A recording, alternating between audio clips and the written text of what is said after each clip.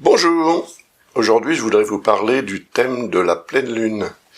Pleine lune qui aura lieu au mois de décembre, le 8 décembre, aux alentours de 4 heures du matin, un peu après 4 heures du matin, 4h09, très précisément, 4h09, ceci étant bien sûr, comme d'habitude, l'heure de Greenwich, l'heure universelle, comme on dit.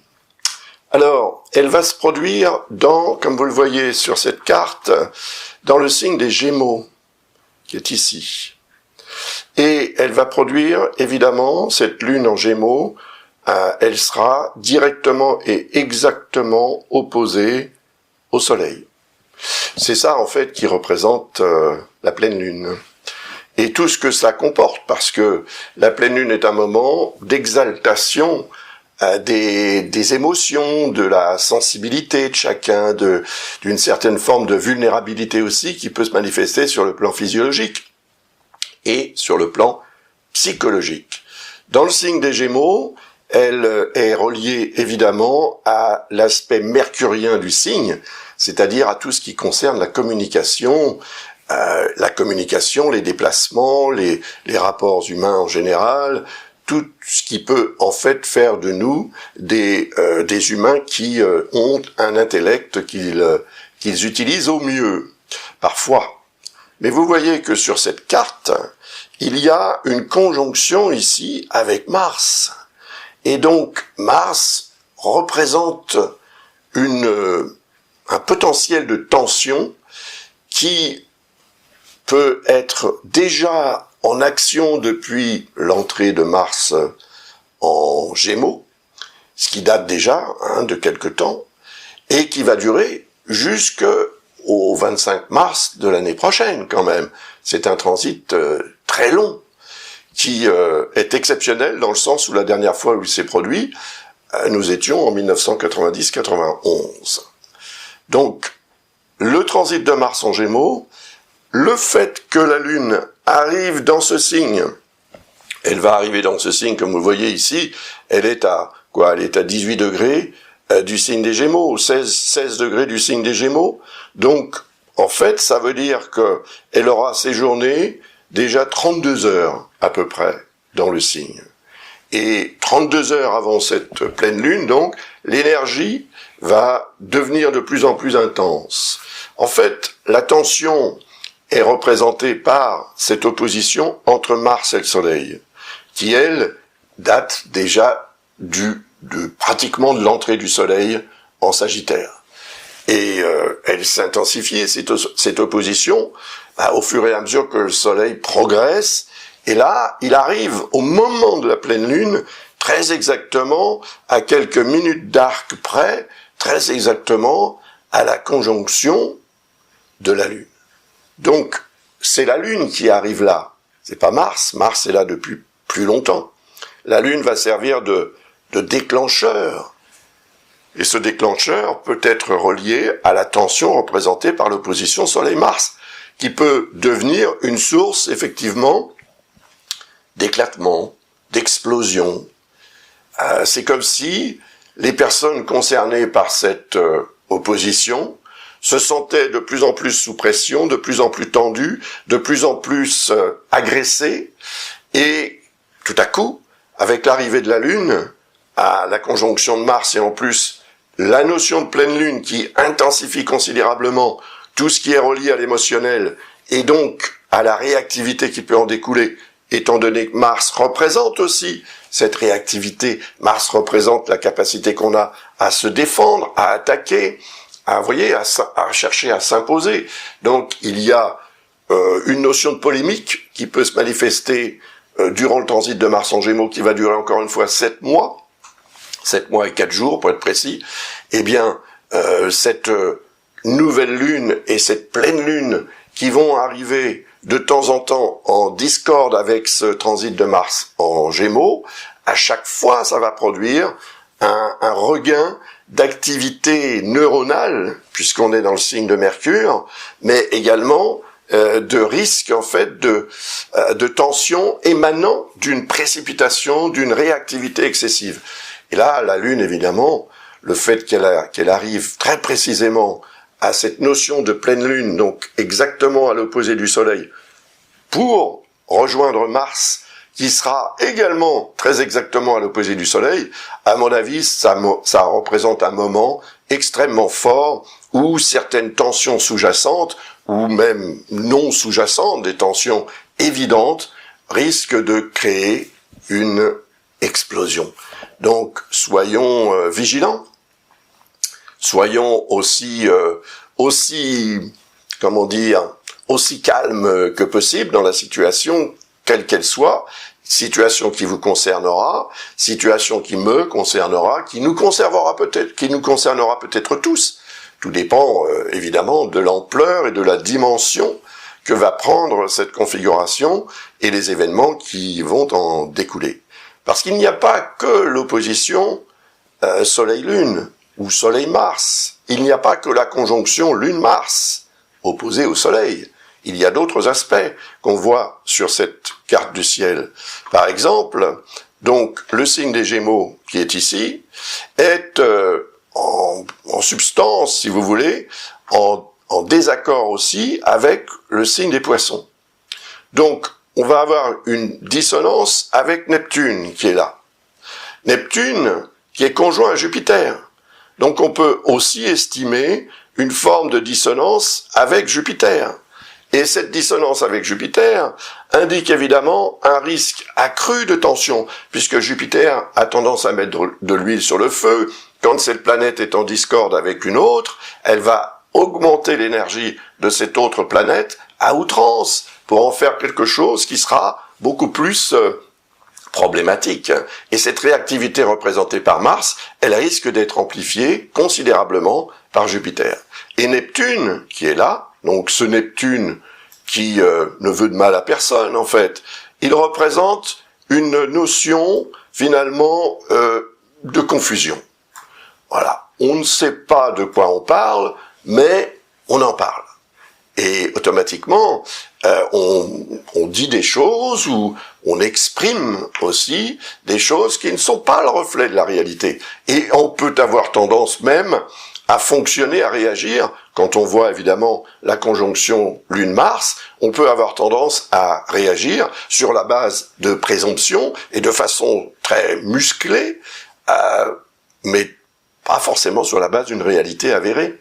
C'est ça qu'il faudra absolument envisager de préserver au maximum la réalité avérée. On sait de quoi on parle, on en parle. On ne sait pas de quoi on parle, on n'en parle pas. On écoute, on apprend, mais on ne s'aventure pas dans une polémique qui serait basée sur quelque chose qui n'aurait aucune réalité. Et ça, c'est très important, parce que ce Jupiter qui est proche de Neptune augmente cette notion de tension et augmente aussi la notion en fait de présomption, d'inspiration, d'illusion, pourquoi pas. Et c'est là évidemment qu'il faudra aussi faire un effort pour éviter d'entrer dans une logique d'exagération qui nous mènerait dans le mur, ou en tous les cas qui serait une source évidente d'erreurs commises avec des répercussions plus ou moins graves, évidemment, selon la vie de tout un chacun et la situation, etc., etc., comme d'habitude. Je veux dire, c'est quand même votre thème astral qui va déterminer l'ampleur que peut prendre ce genre de configuration. C'est quand même une configuration préoccupante. Pour moi, elle est préoccupante, pas pour moi personnellement, mais par rapport à ce qui se passe dans le monde, je pense que c'est une configuration préoccupante qui fera parler d'elle très probablement, si ce n'est le jour même de cette pleine lune, peut-être le lendemain, peut-être la veille, mais il y aura ensuite d'autres configurations que j'évoquerai. Vous voyez sur cette carte, j'ai dessiné des lunes, presque tout autour, enfin à mi-chemin, jusqu'à ce que la Lune rejoigne le Soleil pour produire la nouvelle Lune, qui aura lieu ici, vous voyez, elle aura lieu à 1 degré et quelques du signe du Capricorne le 23 décembre à 10h17. Donc, je vais m'évertuer à donner des informations jusqu'à environ cette date. Voilà. Mais, pour revenir à cette conjonction qui sera extrêmement intense, donc le jour de cette pleine lune la veille et le lendemain, puisque la lune va séjourner 2 jours et demi en fait dans le signe des Gémeaux. Donc une trentaine d'heures avant, elle entre dans le signe des Gémeaux, et il lui restera, puisque cette pleine lune, se produit à 16 degrés, il reste 14 degrés à parcourir pour changer de signe, et ces 14 degrés sont parcourus en environ 28 heures. N'est-ce pas? Il faut 2 heures à la lune, approximativement, pour parcourir 1 degré d'arc autour du cercle zodiacal. Bien. Donc, prudence. Alors, cette prudence, elle peut effectivement être favorisée par une planète qui est sujet de discussion et de frustration depuis 2020. Il s'agit de Saturne. Alors on voit Saturne sur cette carte ici, vous voyez. Saturne est en Verseau. Et le fait que Saturne soit en Verseau, qui est un signe d'air, en harmonie donc élémentale avec le signe des Gémeaux, va produire un lien très bénéfique avec cette pleine lune. Ce lien, c'est ici ce qu'on appelle un trigone. Vous voyez, cette ligne bleue. Très positif et très intéressant, parce que Saturne représente la patience, parce que Saturne représente le facteur temps, donc le temps que l'on va accorder à la situation, à la tension éventuelle représentée par ce que je viens de vous expliquer, pour limiter les dégâts, peut-être même pour éviter toute confrontation et toute exagération. La réalité, sur le terrain, on peut dire, la réalité est représentée par Saturne. Saturne n'a rien à voir avec le rêve. Alors que Neptune, lui, effectivement, représente tout ce qui est rêve, illusion éventuellement, imagination, et puis également inspiration, bien sûr, et créativité, etc. Il est probable qu'une forme de créativité se manifeste chez certaines personnes de manière tout à fait extraordinaire, ce jour-là.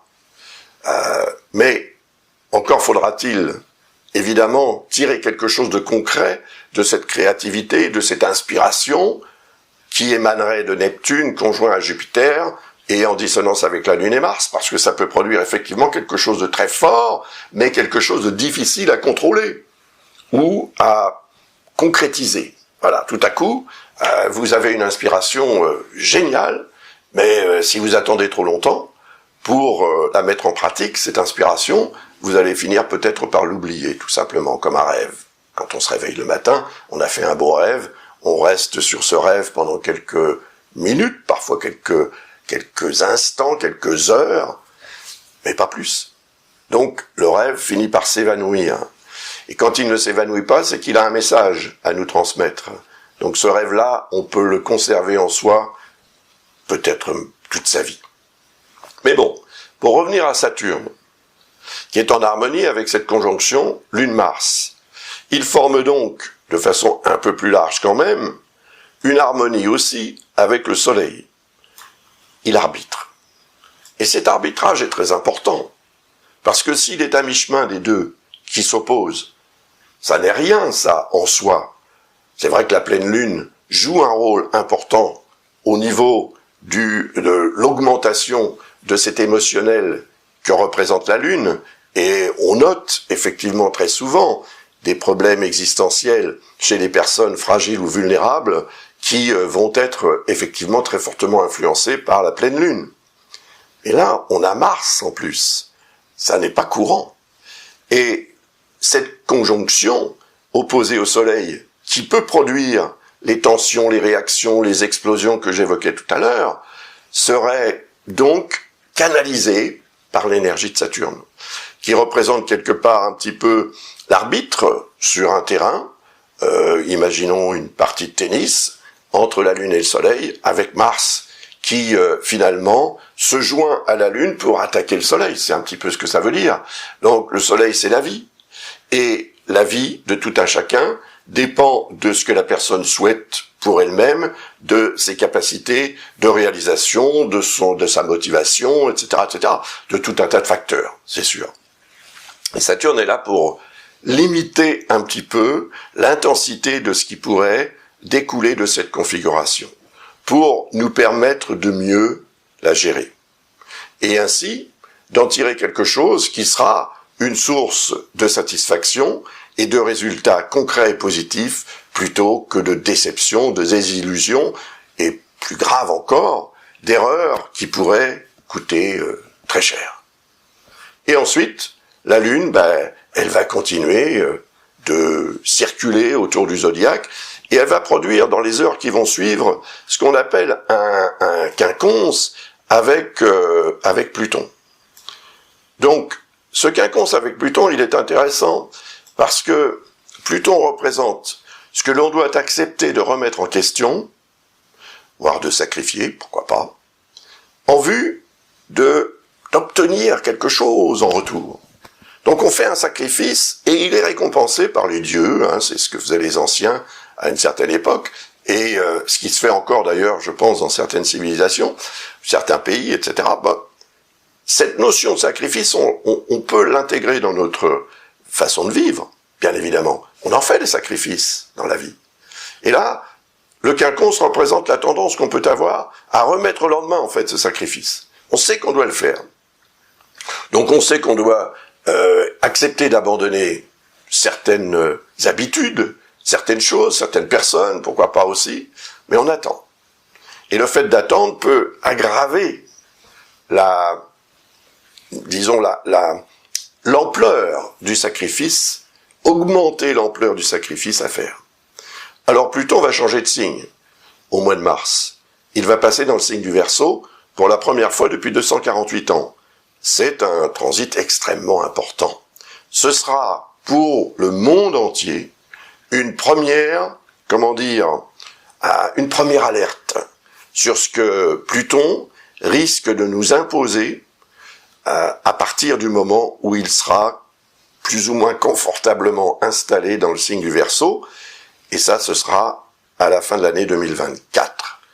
Lucas fait un séminaire à ce sujet, qui aura lieu le 3 décembre en français et le 4 en anglais.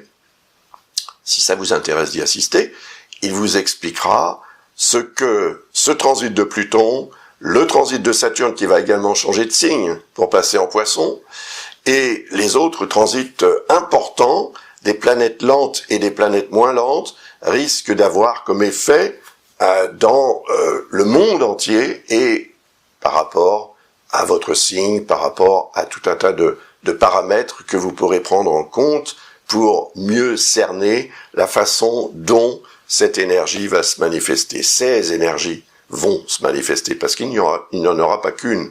Croyez-moi, 2023 sera une année extrêmement importante.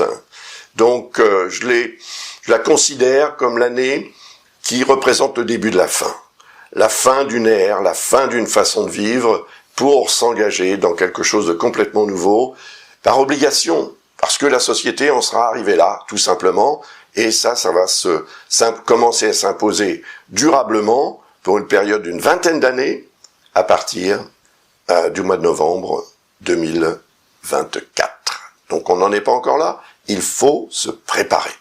Et c'est ce que ce séminaire, en fait, ce webinaire, comme on dit, puisque c'est un séminaire en ligne, sur le web, sur la toile, ce webinaire, présenté par Lucas, vous expliquera effectivement comment ces énergies cosmiques majeures et uniques en leur genre vont ou ont le potentiel de se manifester, globalement et par rapport à vous. Donc, si ça vous intéresse, n'hésitez pas, inscrivez-vous, visitez le site de l'école Ablas, vous trouverez les informations pour ce faire. Je vous remercie d'avance et je vous assure que vous serez très, favorisé, privilégié de suivre ce webinaire, parce que ce que vous apprendrez vous servira très probablement l'année prochaine et les années suivantes, bien sûr. Ce transit de Pluton, je le rappelle, entre autres, va durer 20 ans. Voilà, donc ensuite la Lune va continuer son périple et elle va passer, bien sûr, dans le signe du Cancer. Alors on la voit sur cette carte ici, dans le signe du Cancer, elle a rejoint la Lune noire. J'ai choisi ça parce que c'est quand même un aspect fort, important. La Lune, je le rappelle, c'est un astre qui déclenche les choses. Donc l'arrivée sur la Lune noire peut indiquer, et ça se passera le 11 décembre aux alentours de 14 heures Greenwich, encore une fois, ça peut indiquer une lumière qui serait faite sur une zone d'ombre. La zone d'ombre étant représentée par la Lune noire. Donc, quelque chose que vous ne comprenez pas, que vous ne voyez pas, que vous ne voulez pas voir, que vous craignez de voir, etc., etc., ou que vous êtes tenté d'aller voir, d'aller découvrir, eh bien, tout à coup, cette zone d'ombre peut devenir effectivement beaucoup plus clairement exprimée.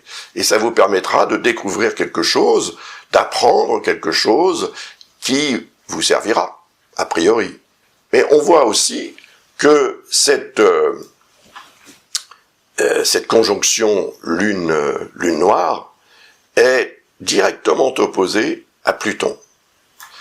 Et l'opposition de Pluton, que j'évoquais tout à l'heure en ce qui concerne le quinconce qu'il va produire avec la Lune ou que la Lune va produire avec lui, eh bien là, la Lune va produire une opposition avec Pluton, et cette Lune noire qui représente la zone d'ombre montre à quel point le fait de découvrir cette zone d'ombre peut permettre de la détruire, de s'en débarrasser, et de passer à autre chose, si vous voulez.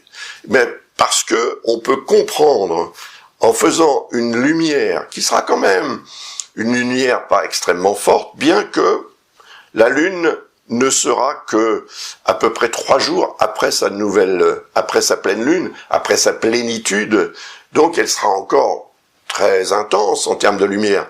Lumière qui est dérivée de celle du Soleil, bien sûr, hein. La Lune elle-même n'a pas de lumière.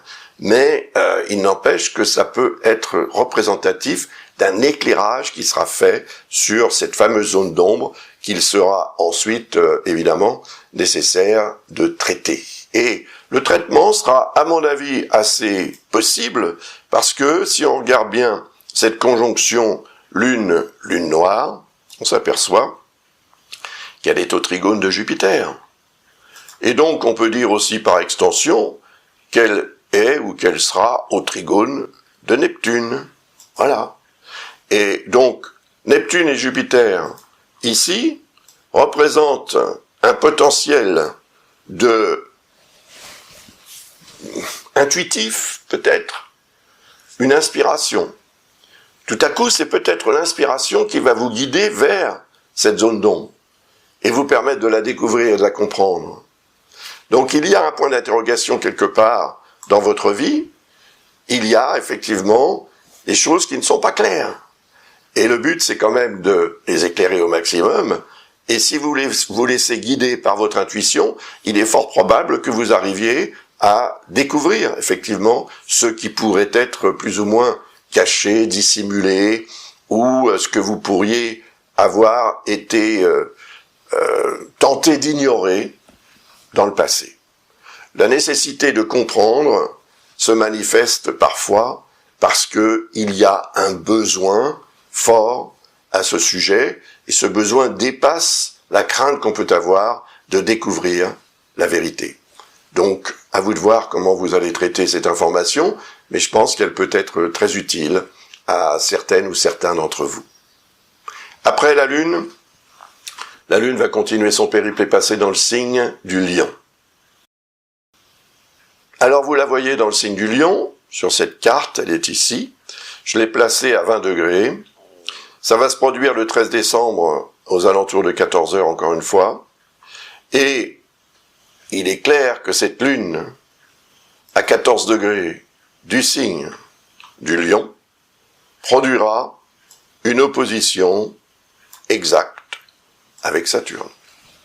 Donc elle déclenche l'énergie de Saturne, comme elle aura déclenché l'énergie de Pluton. La nécessité de remettre en question, de détruire pour reconstruire, voilà, ça c'est Pluton. Accepter d'abandonner quelque chose de manière à pouvoir obtenir quelque chose de nouveau, quelque chose d'autre. Là c'est Saturne. Et Saturne représente la réalité. La réalité telle qu'elle est, et pas nécessairement telle qu'on la souhaite, telle qu'on l'imagine, telle qu'on la voudrait.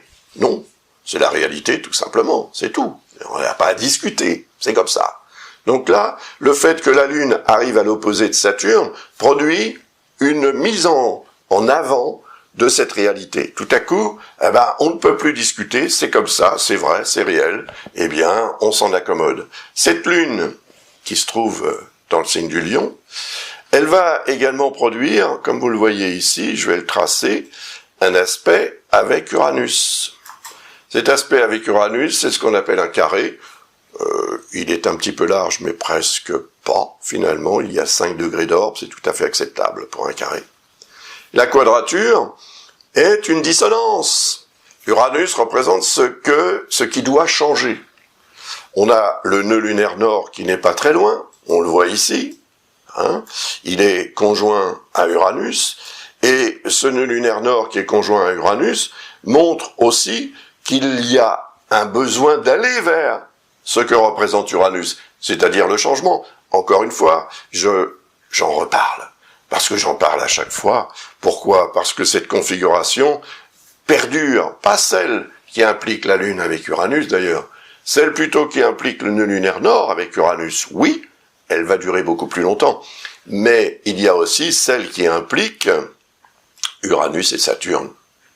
Et là, on est dans une logique de tiraillement entre le passé et l'avenir. Le passé, c'est Saturne. L'avéré, la réalité, c'est Saturne. Uranus, c'est l'avenir. L'avenir est incertain. Il est incertain parce qu'on n'est jamais sûr à 100% de pouvoir réaliser ce qu'on souhaite réaliser. Et quand Saturne est en dissonance avec Uranus, justement, cet avenir est encore plus incertain. Il faut faire un effort supplémentaire pour mieux gérer et faire en sorte que le réalisme représenté par Saturne l'emporte sur l'exaltation et l'optimisme, l'enthousiasme que peut produire l'idée du renouveau, du changement vers lequel on souhaite s'acheminer. Bon, ce ne sera pas simple. Il faudra faire un effort ce jour-là, le 13 décembre, aux alentours de 14 heures, mais pendant toute la durée, en fait, du transit de la Lune en Lion, qui encore une fois va durer environ 2 jours et demi, cette tension sera sous-jacente. Car il s'agit d'une tension, effectivement, c'est-à-dire que la Lune va recréer, rappeler à l'ordre cette configuration qui implique Saturne et Uranus. Saturne est le lunaire nord. Saturne, c'est le fauteur de troubles dans ce cas, évidemment. Il est là pour freiner, pour bloquer, pour empêcher les choses de se faire telles qu'on souhaiterait les voir se réaliser. Mais il y a quand même un autre aspect, comme on dit en astrologie, qui m'incite à penser que certains d'entre nous, plus que d'autres, encore une fois bien évidemment, auront le potentiel de gérer cette énergie perturbatrice représentée par cette configuration entre la Lune, Uranus, Saturne et le nœud lunaire nord. Il s'agit de Vénus, mais il s'agit aussi du Soleil, qui n'est pas très loin de Vénus. Il s'agit également de Mercure, qui lui non plus n'est pas très loin de Vénus. Donc, on va avoir une triple conjonction, qu'on voit ici, entre le Soleil, Vénus et Mercure, qui sera en harmonie avec la Lune, tant que la Lune sera dans le signe du Lion. Le Soleil, c'est la vie, c'est l'énergie vitale, c'est la volonté, c'est la capacité à obtenir ce qu'on désire, à faire en sorte que la vie soit satisfaisante plutôt que le contraire. Le Soleil, c'est l'ego, c'est la capacité qu'on a à se mettre en avant pour obtenir ce qu'on désire dans la vie. Et puis Vénus, c'est l'affectif, c'est la créativité. Certaines d'entre nous seront marquées par une évolution, un potentiel d'évolution sur le plan création ou procréation, pourquoi pas, sur le plan affectif, sentimental. Vénus, c'est la déesse de l'amour. Et Mercure, c'est le messager des dieux. Donc, il peut y avoir aussi, là, un message qui nous arrive, une bonne nouvelle, ou une rencontre, quelque chose qui va avoir un potentiel de changer, ou de mettre un peu de miel, en fait, dans ce mélange représenté par Saturne, Uranus, nœud nord, Lune, qui ne sera pas forcément très agréable à déguster.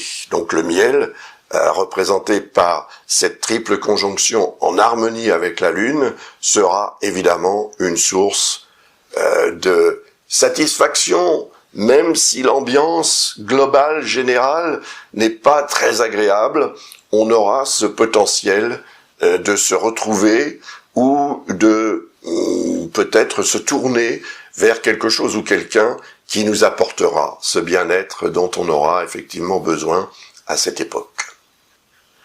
Notez également que cette conjonction Lune-Lune noire sera en harmonie avec Mars. Vous voyez ?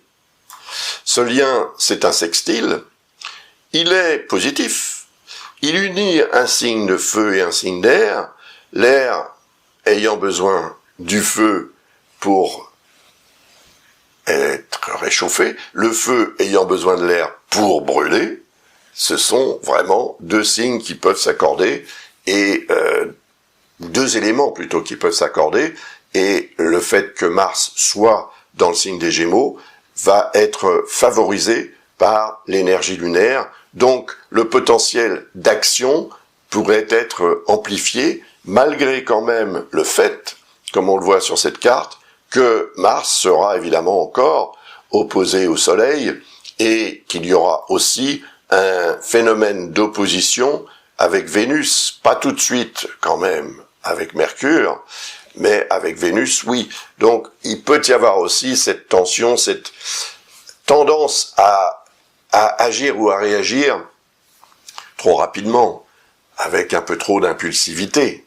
Et si c'est le cas, bien sûr, des erreurs sont commises. Donc il faudra quand même faire appel à notre bon sens, ainsi qu'à notre sens pratique, pour éviter de prendre des positions qui seraient contraires, en fait, à nos intérêts et qui pourraient nous porter préjudice. Tant sur le plan personnel, émotionnel, affectif, sentimental, créatif, que sur le plan social. Après, ça va s'exprimer différemment, selon évidemment la vie de chacun et le thème astral de chacun. Si vous avez une question à poser au sujet d'une situation dans laquelle vous vous trouvez, d'un projet que vous avez, d'une relation, ou de quoi que ce soit d'autre, n'hésitez pas. Visitez le site de l'École Ablas, vous trouverez les informations pour poser votre question et vous recevrez une réponse très développée. C'est pas juste oui ou non, ou peut-être, c'est beaucoup plus développé. Ça vous explique quand même les choses en termes évidemment de transit planétaire autour de votre thème astral. Il y a un peu de technique, mais il y a beaucoup d'informations utiles que vous pourrez exploiter pour mieux gérer la situation et en tirer parti plutôt que le contraire. Voilà. Donc la Lune va continuer son périple pour traverser le signe de la Vierge. Dans le signe de la Vierge, on la voit ici, à 26 degrés du signe de la Vierge, je l'ai amené jusque-là parce que, évidemment, ça produit des aspects intéressants. Le 16 décembre, aux alentours de 6 heures du matin, la Lune sera à 25 degrés du signe de la Vierge, et bien évidemment, elle produira une opposition avec Neptune et une autre avec Jupiter. Voilà. Alors, quand la Lune arrive à l'opposé d'un astre, son rôle, c'est de déclencher l'énergie de cet astre. C'est une opposition, certes, mais dans l'autre sens, c'est une conjonction. Donc, entre la nouvelle lune et la pleine lune, on a une lune qui va parcourir le zodiaque et arriver à la conjonction de tous les astres qu'elle va rencontrer jusqu'au moment de la pleine lune. Donc, après, il s'agit d'opposition. Et ces oppositions sont à relier avec les conjonctions qui se sont produites environ 2 semaines auparavant. Même chose pour Pluton, même chose pour ce que je vous expliquais, en fait, à propos de l'opposition Soleil-Mars, qui va commencer à se manifester bien avant cette pleine lune. Donc, le phénomène déclencheur, il est représenté par la Lune, et quand la Lune arrive à l'opposé de Jupiter, à l'opposé de Neptune, elle met en surbrillance, en fait, ces deux énergies combinées qui représentent peut-être l'excès de croyance, l'excès aussi peut-être de vulnérabilité, dans le sens où Neptune représente le rêve, il représente aussi l'illusion ou l'illusoire. Il représente également ce que l'on peut être amené à croire, ou avoir besoin de croire, ou être influencé à croire. Et Jupiter augmente ça, et comme cet astre est relié aussi à ce qui revêt un caractère officiel, administratif, parfois juridique, légal, politique, etc., il est probable que ce moment, le 16 décembre aux alentours de 6 heures, soit marqué par peut-être une révélation, mais une révélation qui ne serait basée que sur une hypothèse et non pas sur une réalité avérée. C'est ça le problème. Fonctionner par rapport à ce qu'on croit, c'est bien, parce qu'on a tous plus ou moins besoin de croire, mais ne fonctionner que par rapport à ce qu'on croit sans chercher à vérifier ce que l'on croit pour en faire une réalité avérée, effectivement, eh bien, c'est courir le risque de commettre une erreur, voire plusieurs, et d'avoir à en payer le coût, bien évidemment. Alors, cela dit, bien qu'il y ait une opposition, effectivement, avec Jupiter et Neptune, opposition qui va réveiller cette énergie Jupiter-Neptune, on voit quand même que Jupiter et Neptune sont en harmonie, surtout Neptune, en harmonie avec Uranus. Il s'agit d'un sextile qui est un peu large, mais quand même, on en tient compte. Pourquoi on en tient compte? Tout simplement parce que la Lune, elle est vraiment au trigone d'Uranus. Et elle l'aura été depuis son entrée dans le signe de la Vierge, qui se sera produit pratiquement un peu plus de 2 jours avant. Et pendant toute cette période de transit de la Lune en Vierge, elle aura un effet positif sur Uranus pour permettre à Uranus, en fait, d'exprimer sa volonté de changer les choses, donc la vôtre, la mienne, celle du monde entier, finalement, d'une façon différente d'un individu à l'autre. Et c'est Uranus qui est en Taureau et qui sera en dissonance avec Saturne, mais seulement jusqu'au mois de mars. Après, ça change. Cette dissonance se transforme en sextile. Ça devient beaucoup plus favorable. Là aussi, Lucas vous en parlera au cours du webinaire pour vous expliquer ce que vous pouvez attendre de cette nouvelle configuration qui va se produire entre Saturne et Uranus à partir du 7 mars 2023 pour être précis. Donc n'hésitez pas encore une fois, si ça vous intéresse, ça n'est pas très coûteux et ça vous apprendra beaucoup de choses. Cette lune qui sera effectivement en harmonie avec Uranus, opposée à Jupiter et Neptune, on vient de le voir, sera également, et on peut dire peut-être un petit peu malheureusement, en dissonance avec le Soleil. Et puis également en dissonance avec Vénus. Vous voyez ? Donc là, il peut y avoir un moment d'exaltation des besoins affectifs et peut-être aussi d'une tendance à confondre les sentiments et les émotions. Alors, un sentiment génère des émotions, c'est normal. Mais une émotion forte peut aussi générer un sentiment. Et on peut s'engager sur la base de ce sentiment, qu'on aurait tendance à prendre pour quelque chose de très fort, tant qu'on est soumis à l'émotion en question, qui serait donc le phénomène déclencheur du sentiment. Mais que deviendrait ce sentiment lorsque l'émotion, qui par définition est éphémère, disparaîtrait? Eh bien, elle disparaîtra. Ça peut prendre un peu plus de temps que d'habitude si c'est une émotion très forte, mais si on s'engage sur la base de cette émotion qui aurait déclenché un sentiment, qu'est-ce que cet engagement va devenir lorsque l'émotion aura disparu? Est-ce que le sentiment va disparaître également? C'est la question qu'il va falloir se poser ce jour-là. Et aux alentours de cette heure-là, 6 heures du matin, vous serez peut-être encore au lit, c'est 6 heures Greenwich, bien évidemment. Donc faites le petit calcul en fonction de votre situation géographique, parce que ça peut changer. En tous les cas, rappelez-vous de ce que je suis en train de vous expliquer, parce que fondamentalement, il faut toujours faire attention à ce que l'on ressent, surtout lorsque c'est relié à une émotion qui est déclencheur ou déclencheuse du sentiment en question. Et puis la Lune va continuer, bien évidemment, encore une fois, elle va s'engager dans le signe de la Balance. Et comme vous le voyez sur cette carte, dans le signe de la Balance, elle va produire une opposition à nouveau le 17 décembre à 18 heures. Et c'est une opposition avec l'astéroïde Chiron, qui est en Bélier depuis 2018 et qui séjournera dans ce signe jusqu'en 2026. Chiron, c'est la santé. Donc tout ce qui est important sur le plan santé pourrait être mis en surbrillance le 17 décembre. Peut-être le 17 décembre pendant toute la journée, avec un moment de plus en plus fort au fur et à mesure que la Lune arrivera à l'opposition exacte de Chiron, ce qui se produira vers 18 heures ce 17 décembre.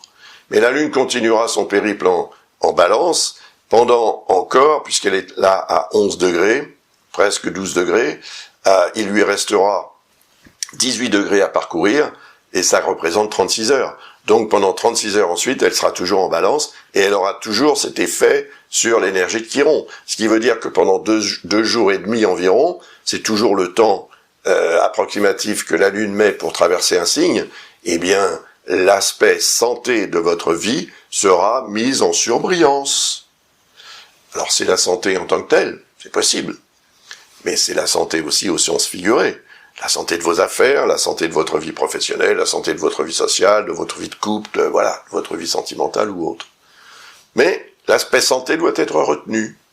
Parce que, en fait, la Lune met en surbrillance cet aspect santé, mais aussi en surbrillance ce qui doit être fait pour gérer, pour préserver, pour restaurer un état de santé le meilleur possible. Ce sera possible.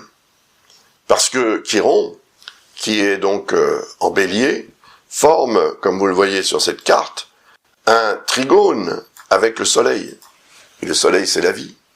Donc, je pense que nous serons plutôt favorisés par cet astéroïde pendant cette période, d'autant plus que la Lune formera également un aspect bénéfique, harmonique avec le Soleil, aspect qu'on appelle un sextile. Et un peu plus tard, plutôt le 18 décembre, elle produira un aspect bénéfique aussi, donc harmonique, avec Vénus, et un peu plus tard encore, un aspect avec Mercure. Mais ça, ce sera quand elle traversera le signe du Scorpion.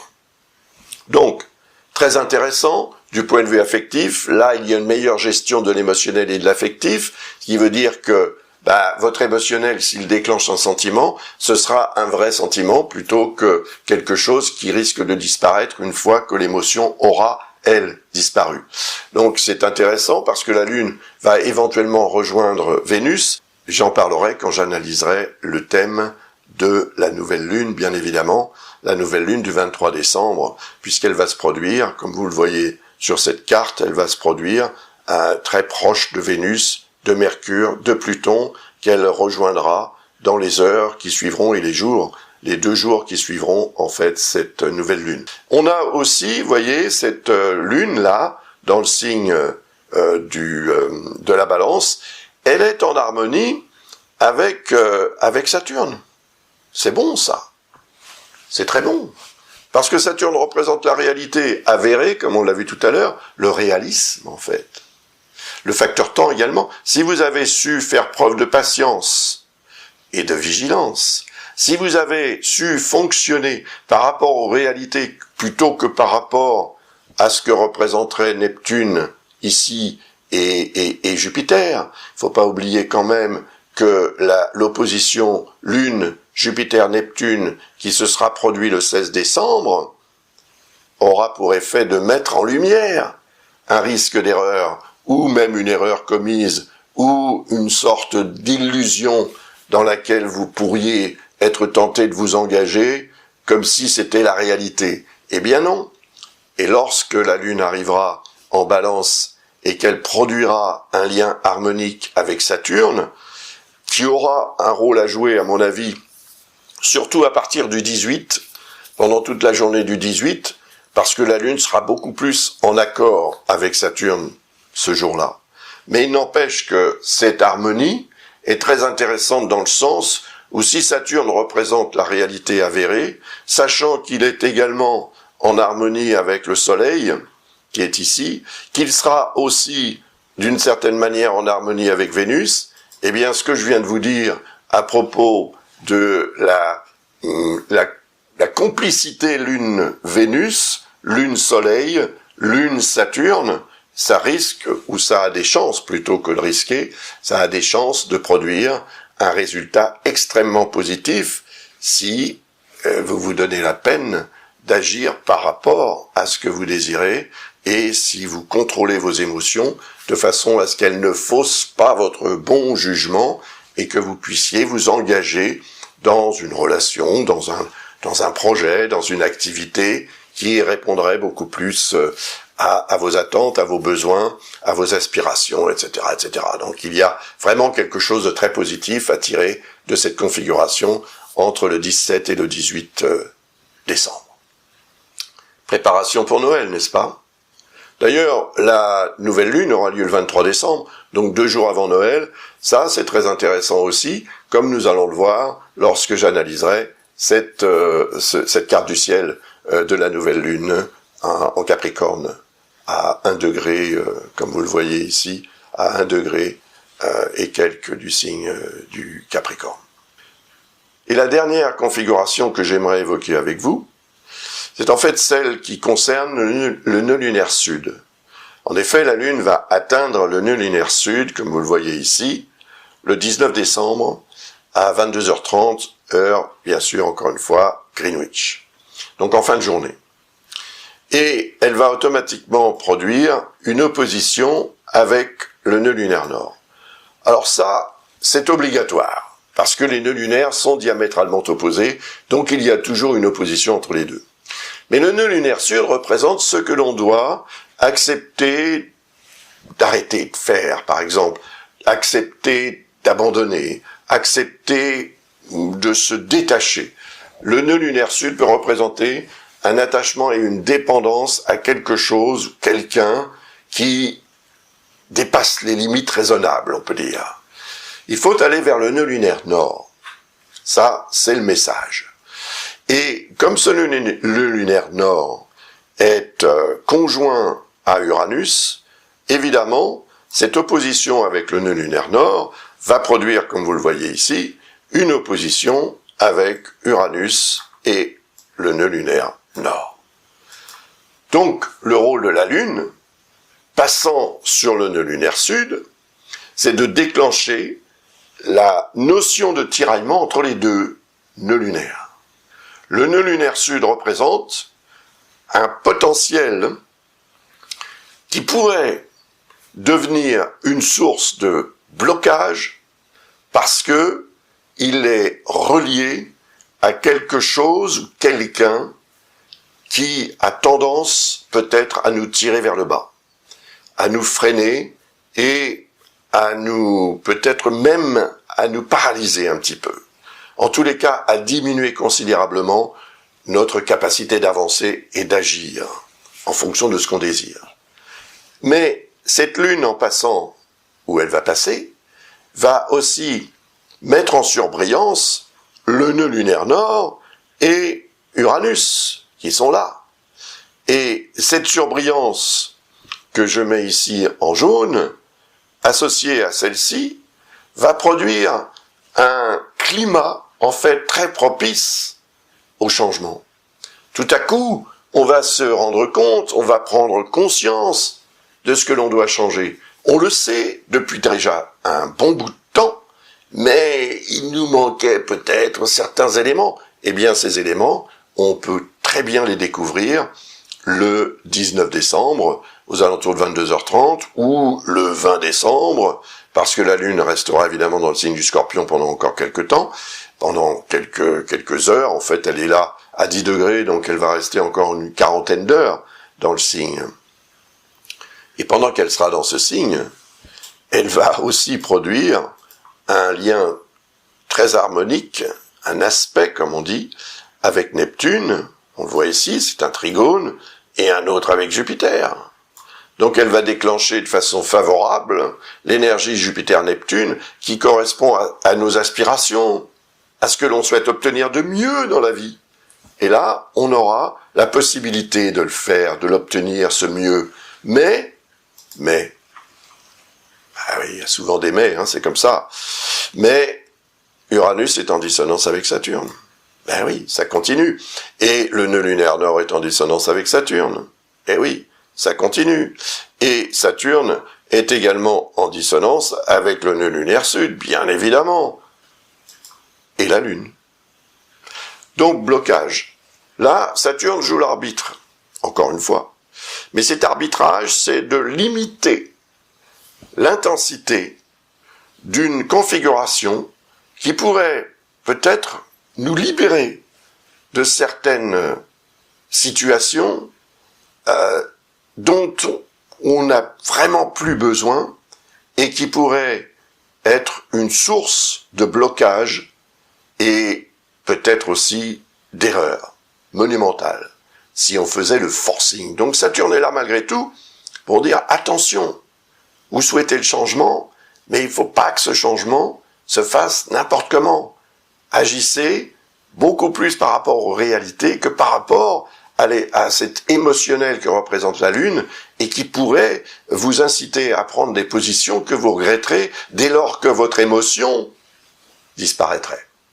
Donc attention aux alentours de 22h30, le 19 décembre, parce que selon la situation dans laquelle vous serez, vous pouvez très bien profiter de quelque chose d'extraordinairement agréable, Jupiter-Neptune, mais en même temps, sachez qu'il y aura une forme de restriction qu'il faudra vous imposer ou imposer à la situation afin d'éviter une erreur, tout simplement. Afin d'éviter ce que une décision à l'emporte-pièce, comme on dit, donc trop rapide, pourrait avoir comme conséquence dans votre vie. Cette conjonction entre la Lune et le nœud lunaire sud va se produire quelques jours avant la nouvelle Lune. Et cette nouvelle Lune, évidemment, comme je le disais tout à l'heure, je l'analyserai en temps et en heure. Et elle est très importante, cela dit. La nouvelle Lune, c'est le moment d'un nouveau départ. Ce sera la dernière nouvelle Lune de l'année 2022, qui va évidemment déboucher sur 2023, une année extrêmement importante, encore une fois.